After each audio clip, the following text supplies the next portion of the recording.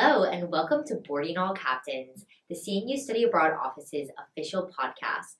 On this week's episode, I have Study Abroad Director Mandi Pierce with us. Thank you so much for joining us, Mandi. Yes, thank you for having me. Yeah, and to get started, will you just tell us a little bit about how you got into the field of study abroad? Yeah, absolutely. So I studied abroad as a student, and I studied abroad 3 times as an undergraduate and twice as a graduate student. And then throughout my time as an undergraduate, I volunteered in the office and worked with other students, helping them to go. And then I went to grad school specifically to get into the field. So Wow. it's kind of how I entered into the field of study abroad. Very cool. And then where did you study abroad? I studied abroad. I started in Australia for a semester. I studied at the University of the Sunshine Coast and took a variety of classes. I took a science class that was on the environment of Australia, an art class that was doing digital artwork, and then a sociology class about Australian culture, and a business class. So I really enjoyed my time in Australia, and then came back to the United States and then went to England for a semester for study abroad at Edge Hill College. It's outside of Liverpool. And then my final study abroad as an undergraduate was to Iceland with a short-term faculty-led for geology. Very cool. Yeah. And what college did you go to? I went to Baldwin Wallace College. It's outside of Cleveland, Ohio. So I went there for undergrad, and then I went to Kent State for graduate school. Cool. And at Kent State, that's where I studied in Italy for a short-term program that was studying the infrastructure of the higher education system in Italy and how it differs from the United States system, and then how we send study abroad students there. Wow. So that was really, really neat. Yeah, I mean, it sounds like you have the education to be the great director of study abroad you are here at CNU. What were those degrees in? So my undergraduate degree was business administration, and then my graduate degree was, it's a long title, it's higher education and student personnel with a certification in internationalization of higher education. Wow, that is a mouthful. Yeah, well, I asked because there's definitely a lot of students that are interested in not only studying abroad, but having a career in international affairs. So there's so many different ways to go about it. So definitely an interesting way with the higher education aspect of international. Yeah, and my school, it specialized, it had that specialization in international higher education so that we could learn about how different countries see higher education and how they implement it, how they fund it, all of those things, but then also how international students go throughout different parts of the world, the mobility of international students. And then also the study abroad aspects of things. So being at the study abroad office, what is your main role that you do to help students and like the tasks that you do at the study abroad office? So my main role is to essentially encourage both our students to study abroad, but also our faculty to help them build programs that then take our students overseas. And so my day is mixed with meeting and advising faculty members who are leading programs. Some have led for many years, some are leading for the very first time.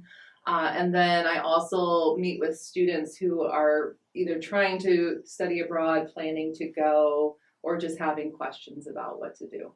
Very cool. Yeah, I mean, I'm sure it's a busy schedule. Lots of students are studying abroad. About how many students from CNU study abroad? So last year we had just about 300 students study abroad. And so the last 2 years it's been that much. And before COVID, it was about 400 students studying abroad each year. I'm very excited to say that CNU has ranked in the top 10 universities in the United States. We were number 6 for short-term programs among master's universities. And so that's a very prestigious ranking to have. So we're definitely a leading study abroad institution. Wow, that's great to hear. I'm glad to be a part of it. As a student, how do you start the process of studying abroad here at CNU? I think it varies for each student. So I always say the first step is to come to the office, especially if you have questions. And so that way we can help you get on track as far as what type of program you want. Because there's literally a world out there, and so you have to decide where you want to go, what you want to study, when you want to go, and all of those things can be a lot to handle on your own. And so we're here to help kind of navigate the search for what is going to be the best fit for the student. And then we're also always helping students take that first step of starting the application, getting a passport, those common things that you need in order to travel, but also to study abroad.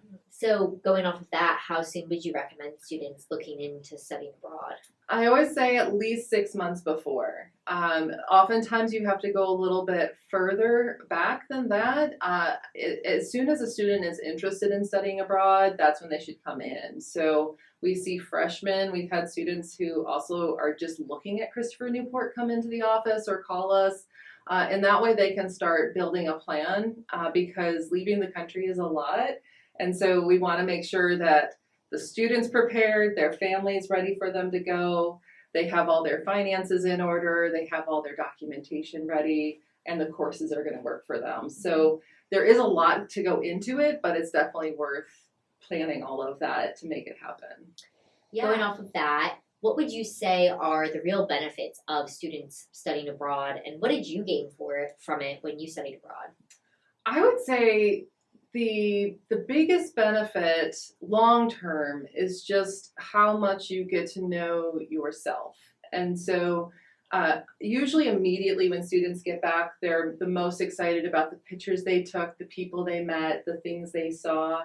And that's all really, really great. All of these kind of tangible things that they're able to bring back, souvenirs and things like that. But over time, I think you realize how much you develop in your character, your ability to be flexible, your management skills, because you're having to manage yourself both financially, time-wise, logistically. There's just a lot of things that you step up and have to take care of when you're overseas.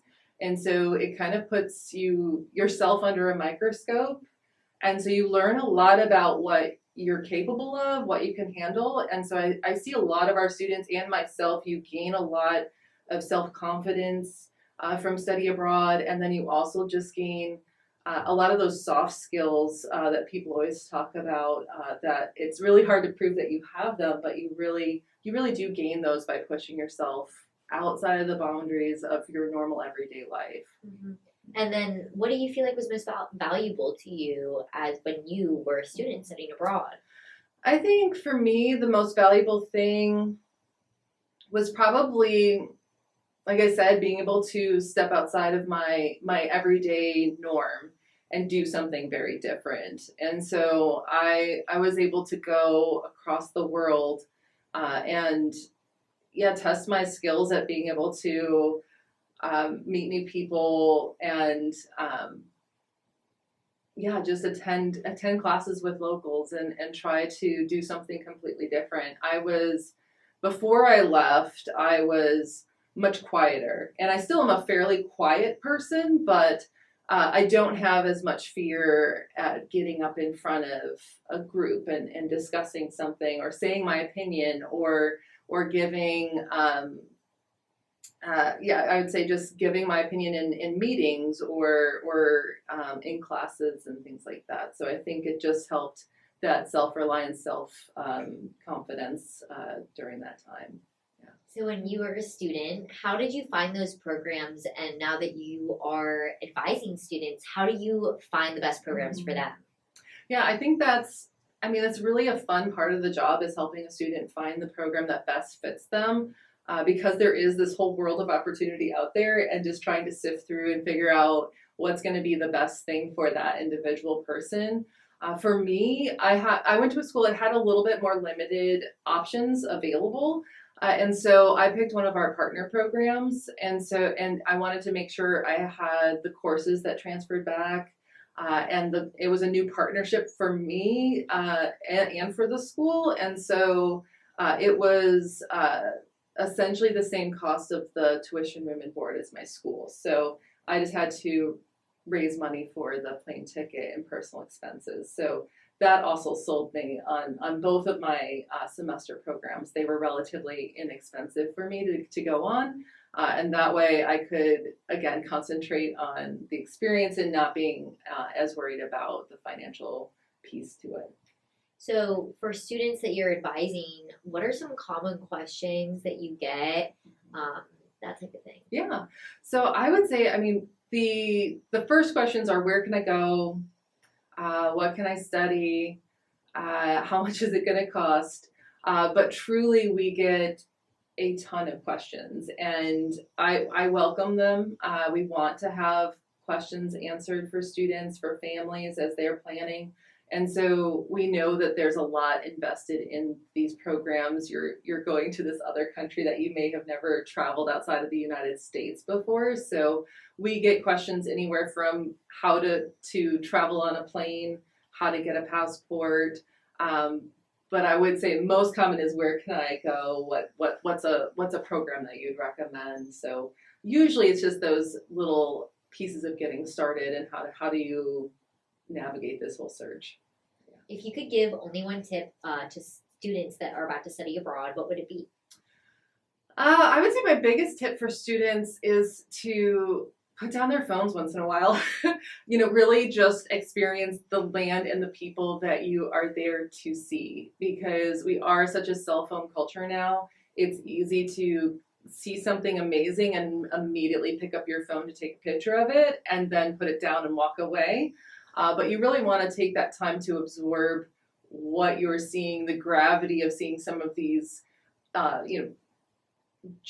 big sites or art. I'm not saying that right, but being able to go and see museums and artwork and sites and buildings that you've seen on TV and in movies, and it's been a goal to see something like the Eiffel Tower. Like, you don't want to just take a picture of it and walk away. Like, you want to take a few minutes and actually absorb what you're doing and give yourself that grace to kind of pat yourself on the back and say, Yeah. I did it, I made it. And again, just take it all in, because I think we're in a culture that you want to just kind of move on to the next thing constantly and not actually absorb the fact that you are there doing something and you really did meet a goal in your life. And it's a lot to understand, and it's a lot to comprehend. And so I just hope that each of our students that take that step and actually study abroad have that chance to kind of reflect and really truly give themselves that honor of, I made it, I did it, and how exciting it is that they made it happen. That's great advice. Yeah, definitely. Everybody at CNU walking through the DSU probably has seen a CNU in Scotland poster, and there's plenty of students every semester that do go to Scotland.